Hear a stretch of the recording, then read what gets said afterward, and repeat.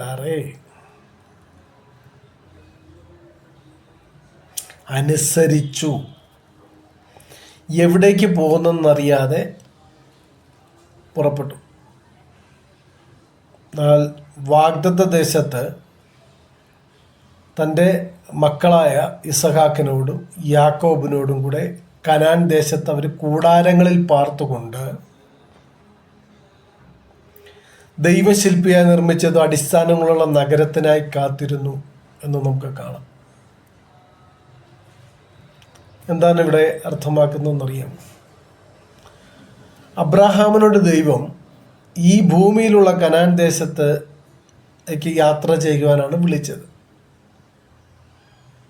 ആ വാഗ്ദത്ത ദേശത്തെത്തിയപ്പോൾ ദൈവവിളിയുടെ അടുത്ത മഹാത്മ്യത്തിലേക്ക് അബ്രാഹാം പ്രവേശിക്കുന്നതായിട്ട്, ദർശനത്തിലേക്ക് പ്രവേശിക്കുന്നതായിട്ട് നമുക്ക് കാണാൻ കഴിയും.